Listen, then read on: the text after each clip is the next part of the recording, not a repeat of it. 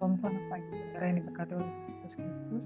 Mari kita siapkan hati kita untuk mendengarkan sabda firman Tuhan kita satu di dalam doa. Bapa, terima kasih Tuhan. Biar kami senantiasa berjaga-jaga dan berdoa, karena kami tidak jatuh di dalam pencobaan. Karena semua memang penurut tetapi daging lemah. Diberkatilah orang yang mengandalkan Tuhan, yang menaruh harapan hanya kepadanya. Kuduskan dan layakkan kami Tuhan untuk mendengarkan kebenaran firman di dalam nama Yesus kami berucap syukur. Jangan sampai iblis mencuri firman-Mu, tetapi biarlah firman itu bertumbuh dan menghasilkan buah dan buah yang lebat sebagai bukti bahwa kami bertumbuh dewasa dalam Engkau. Dalam nama Yesus kami berucap syukur. Haleluya. Amin. Saudara yang diberkati, mari kita mendengarkan sabda firman Tuhan dari Lukas 11 ayat 24 hingga ayat 28.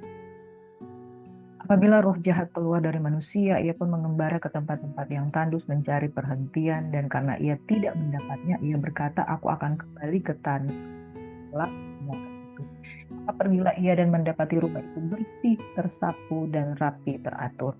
Lalu ia keluar dan mengajak 7 roh lain yang lebih jahat daripadanya, dan mereka masuk dan berdiam di situ. Maka akhirnya keadaan orang itu lebih buruk daripada keadaannya semula. Ketika Yesus masih berbicara, berserulah seorang perempuan dari antara orang banyak dan berkata kepadanya, berbahagialah ibu yang telah mengandung engkau dan susu yang telah menyusui engkau. Tetapi ia berkata, yang berbahagia ialah mereka yang mendengarkan firman Allah dan yang memeliharanya. Saudara, yang berbahagia yaitu mereka yang mendengarkan firman Allah dan mendengarkannya.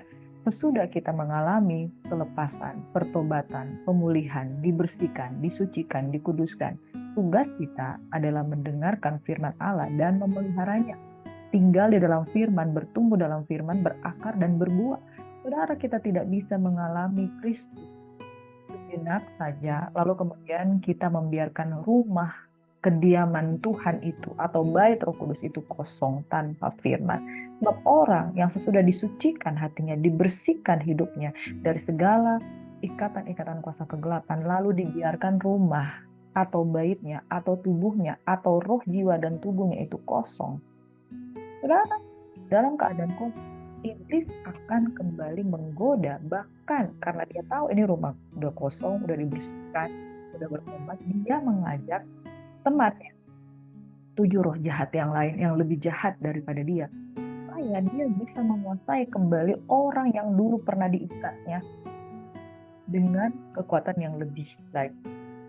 Saudara, pesan Tuhan mengingatkan kita pada pagi hari ini, sesudah kita mengalami pengenalan akan Tuhan, jangan pernah biarkan hidup kita kosong tanpa diisi oleh firman Tuhan.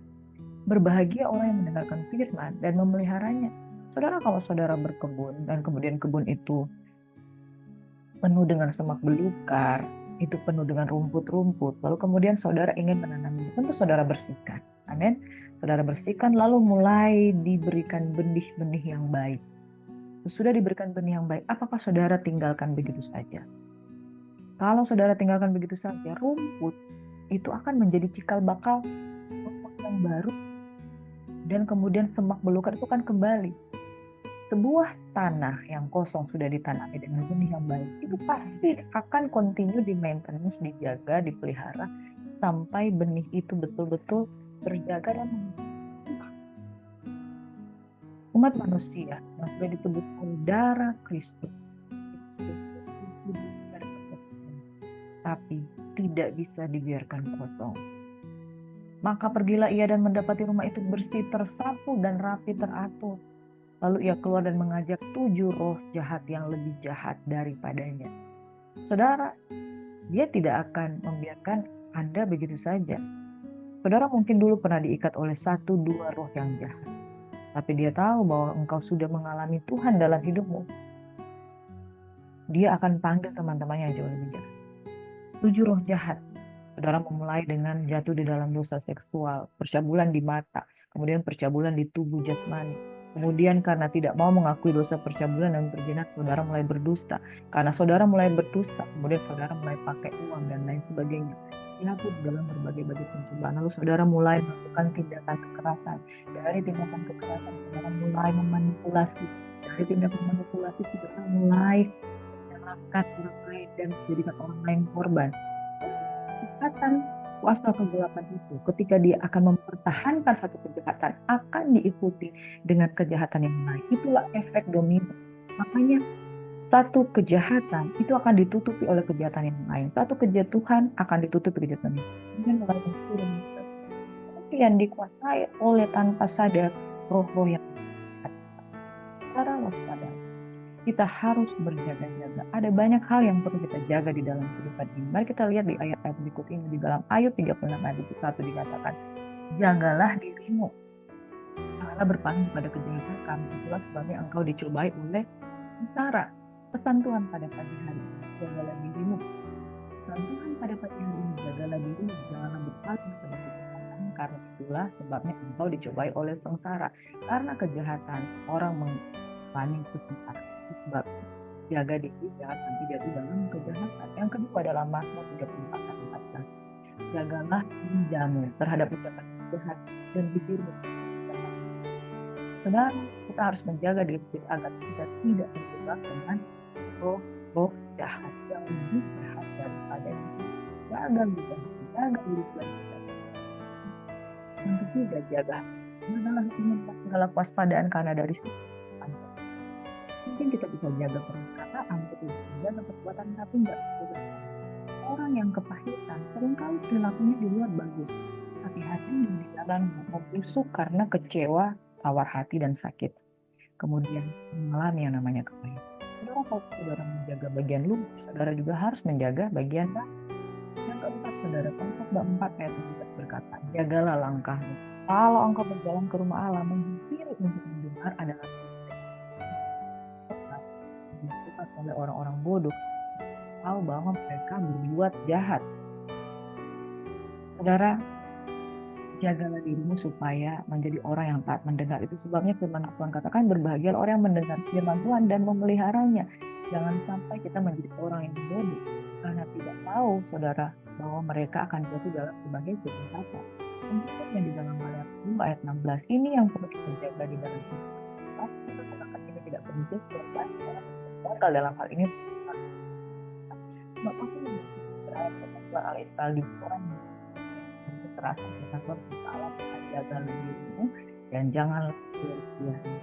Menjaga diri supaya kita tetap tidak berkhianat itu menjaga diri dari kehidupan supaya kita tidak jatuh di dalam gelombang perceraian. Yang terakhir, Matius 24 ayat 42 dan Matius 25 ayat 13 berkata, di mana Tuhan karena itu berjaga-jaga sebab kamu tidak tahu akan maupun akan. Bapak Ibu Saudaraku yang diberkati, kalau kita mau pulih, kalau kita mau hidup kita dibebaskan, kita dilepaskan dari roh jahat, jangan biarkan rumah itu terkuasa. Tapi senantiasa menjaga diri. Tidak tahu kapan kamu datang, kamu tidak tahu hari kamu datang. Karena kita tidak tahu, maka berjaga-jagalah. Kamu tidak tahu akan masa dan saatnya Tuhan. Kita pada kali yang kedua, dan orang yang berjaga, dia orang yang siaga, pencuri yang datang pada malam hari, akan terus berjaga-jaga dan memang Saudara, Yohanes 10 ayat kata, iblis datang untuk mencuri, membunuh dan membinasakan. Ketika dia melihat celah, Kain buka celah, lalu firman Tuhan berkata, dosa sudah mungkin buka pintu, maka dia akan dan mencengkram engkau.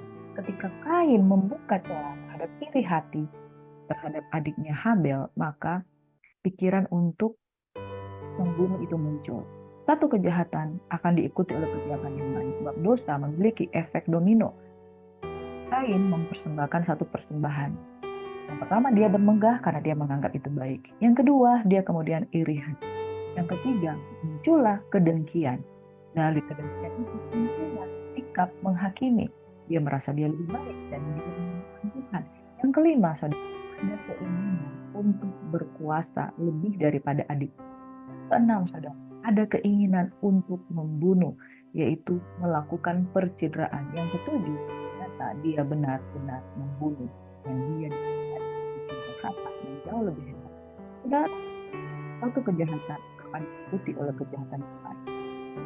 Dan diikuti dengan dusta.